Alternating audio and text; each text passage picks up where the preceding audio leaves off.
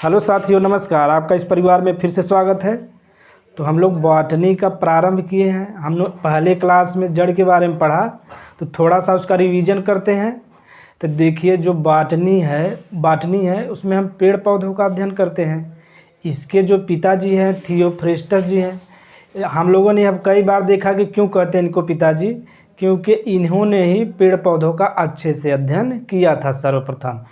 आगे हमने जड़ के बारे में पढ़ा, तो जड़ को हम लोग मूल भी कहते हैं और रूट भी कहते हैं। जड़ जो है पेड़ पौधों का एक महत्वपूर्ण भाग है। अगर जड़ नहीं रहेगा तो पेड़ पौधा जो है वह सर्वाइव अर्थात विकास नहीं कर पाएगा। तो ये आगे हम लोग देखते हैं। मार्फोलॉजी और एनाटॉमी हल्का समझ लेते हैं। मार्फोलॉजी का मतलब होता है कि अगर हम किसी भी जीव जंतु हों या पेड़ पौधे हों, अगर हम बाहर का अध्ययन कर रहे हैं उनके बाह्य भागों का, तो उसे मार्फोलॉजी कहते हैं। अगर हम उनकी आंतरिक अध्ययन कर रहे हैं तो उसे एनाटॉमी कहते हैं। हमने रूट में देखा था कि रूट जो है वह पौधों को यांत्रिक सहायता प्रदान करता है। जो उसका प्राइमरी रूट है, जिसे मूल कहते हैं, वह क्या करता है? पौधों को सिर्फ यांत्रिक सहायता प्रदान करता है। हम लोग सोचते हैं कि वही जल का अवशोषण करता है। अब यही कन्फ्यूजन जो है हम लोग वो दूर करेंगे, जो एग्ज़ाम में बार बार पूछता है। तो आगे हम लोग देखते हैं, यह लेक्चर 2 है। तो जड़ में जो जड़ को हिंदी में हम लोग मूल भी कहते हैं। अब हम समझेंगे रूट हेयर। रूट हेयर समझने से पहले हम लोग देखते हैं, जो जड़ है उसका 4 क्षेत्रों में बटा होता है या 4 रीजन में बटा होता है। तो चारों रीजन हम लोग हल्का सा देखते हैं, तब हम लोग आएंगे रूट हेयर पर। तो जड़ जो होता है उसका सबसे पहला वाला भाग होता है अग्र भाग को हम लोग क्या कहते हैं? रूट कैप कहते हैं। उसके बाद वाला भाग जो होता है उसे क्या कहते हैं? मेरिस्टेमेटिक क्षेत्र या विभाज्योतक क्षेत्र कहते हैं। तो थोड़ा मेरिस्टेमेटिक क्षेत्र समझते हैं। यहाँ मेरिस्टेमेटिक का मतलब यह मेरिस्टेम शब्द से बना है, जिसका मतलब होता है कि विभाजन की क्षमता। यहाँ ऐसी कोशिकाएं होती हैं जिनमें विभाजन का क्षमता खूब ज़्यादा होता है। इसी से जो जड़ है वो अपना विकास करता रहता है, लंबाई में बढ़ता है। अब मेरिस्टेमेटिक क्षेत्र के आगे देखेंगे हम लोग इलांगेशन क्षेत्र होता है। इलांगेशन, अब देखिए, मेरिस्टेमेटिक क्षेत्र में कोशिकाओं का निर्माण हो गया। अब जब निर्माण हो गया तो लंबाई में बढ़ेंगे कि नहीं? जब लंबाई में बढ़ेंगे तो उसी क्या कहते हैं? इलांगेशन क्षेत्र कहते हैं।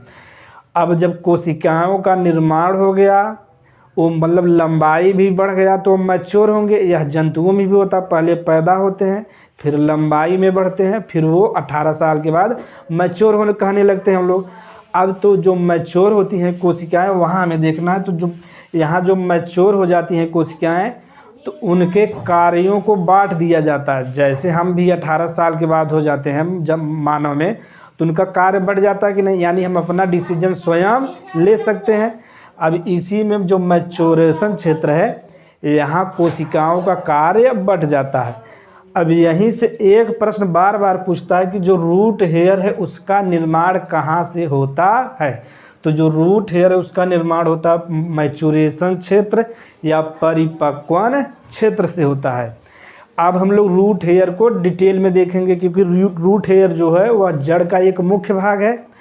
तो रूट हेयर जो है, देखिए, इसे रूट क्यों कहते हैं ये तो समझ में आ गया, क्योंकि जड़ में है। हेयर देखिए क्यों कहते हैं, इसकी जो संरचना है वो पतला होता है और धागे नुमा होता है या बाल जैसा होता है। हमारा जो बाल है उसके पतला जैसा संरचना होता है, इसलिए इसे क्या कहते हैं? रूट हेयर कहते हैं। हमने पहले ही बता दिया कि इसका निर्माण कहाँ होता है? परिपक्वन क्षेत्र से होता है।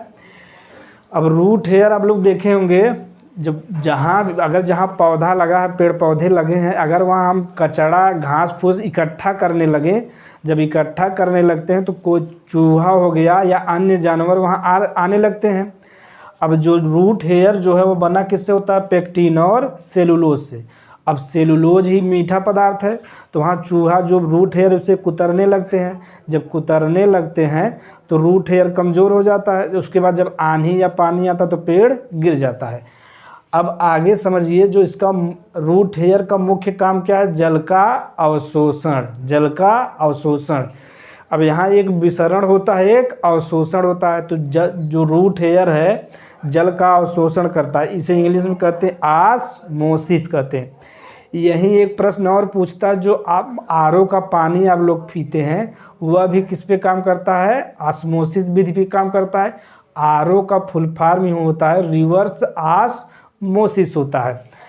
अब देखिए जो रूट हेयर है यह बना किससे होता है, यह प्रश्न खूब पूछता है। बना किससे होता है, पेक्टिन और सेलुलोज से। अब जो रूट हेयर है वो जो जड़ है उसको पकड़ मिट्टी में मजबूती के साथ पकड़ के रखता है। अगर वह पकड़ के नहीं रखेगा तो पौधा गिर जाएगा।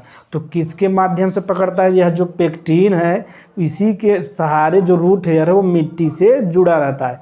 पेक्टिन जो है यह थोड़ा लसलसा पदार्थ है, इसलिए यह मिट्टी को अच्छे से पकड़े रहता है। अब जब हम लोग छोटे थे तो जो मतलब कि जो ये हम लोग छोटे थे तो आंवला हम लोग उखाड़ के लाते थे, जिससे हम लोग बनाते थे बजाने के लिए। या छोटे में जब हम लोग कोई भी पेड़ छोटा होता है तो उसे उखाड़ लेते हैं। जब उखाड़ लेते हैं तो रूट हेयर क्या हो जाता है, वो टूट जाता है।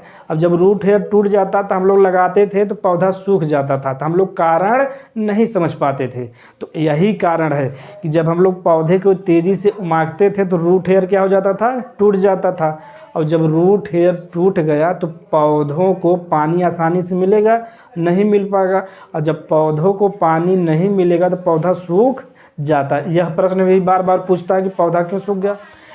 अब देखिए, अब पेक्टिन भी बता दी हम, सेलुलोज भी बता दी। अब यहाँ थोड़ा डिस्कस कर लेते हैं रूट कैप का। बार बार प्रश्न पूछता है कि रूट कैप क्या है।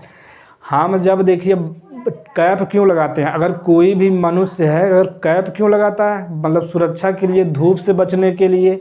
जब सुरक्षा के लिए लगाता है तो ऐसे पेड़ का जो अग्रभाग होता है वह बहुत नाजुक होता है, और जब नाजुक है और मुलायम है, अगर इसका सुरक्षा प्रदान करने के लिए कुछ नहीं होगा तो क्या होगा, वह खराब, मतलब वहाँ चींटियाँ लगने लगेंगी। जब चींटियाँ लगने लगेंगी तो अग्रभाग खराब हो जाएगा। जब अग्रभाग खराब हो जाएगा, और रूट कैप का मुख्य का काम है मिट्टी को खोदना, तो हम मिट्टी को आसानी से खोद नहीं पाएगा। तो रूट कैप हमने देख लिया, इसका दो काम होता है, या एक तो जड़ के अग्रभाग को सुरक्षा प्रदान करा, और दूसरा क्या है, मिट्टी को खोदना। तो अगर आपको वीडियो अच्छा लगे तो चैनल को सब्सक्राइब कर लीजिए। और हम आगे यह देखेंगे कि जड़ के प्रकार क्या हैं, क्लाइंबिंग रूट क्या होता है, एडवेंटिजियस रूट क्या होता है, पान में कौन जड़ पाया जाता है, आर्किड में कौन जड़ पाया जाता है, सिंघाड़े में कौन जड़ पाया जाता है। तो आपको अच्छा वीडियो मिलता रहेगा, और आप चैनल पे बने रहें। जय हिंद।